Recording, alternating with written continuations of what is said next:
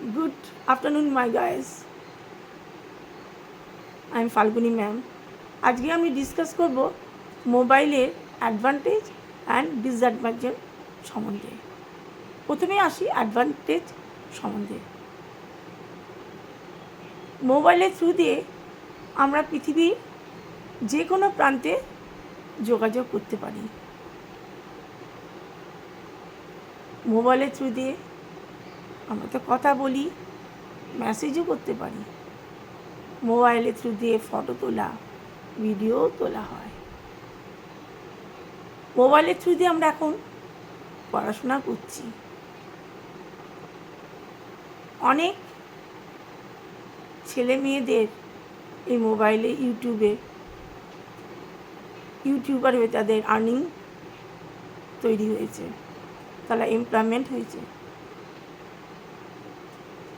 Mobile দিয়ে অনেক মানুষ বিজনেস করছে।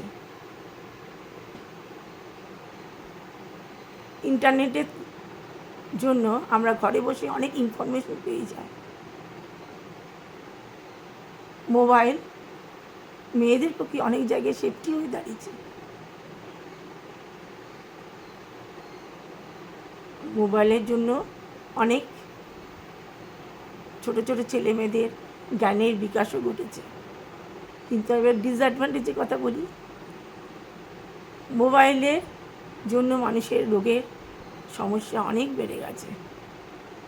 রেডিয়েশন বেরোয় যে মোবাইল থেকে, সেই রেডিয়েশনের জন্য আমাদের চোখের অনেক ক্ষতি হয়। কানে শোনার জন্য কানেরও অনেকের নানা রকম রোগ সৃষ্টি হয়েছে।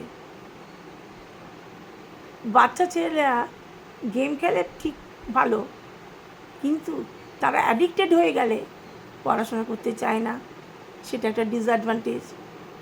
মোবাইল আমাদের অনেক টাইম ওয়েস্ট করে দেয়। দেখা গেছে রাস্তায় ড্রাইভিং করতে করতে মোবাইল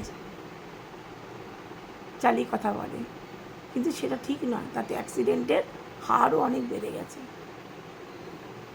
এই সমস্ত দিক দিয়ে বিচার করলে দেখা যায় যে মোবাইলের অ্যাডভান্টেজও যেমন আছে, এই বিজ্ঞান যুগে ডিসঅ্যাডভান্টেজও তেমনি আছে।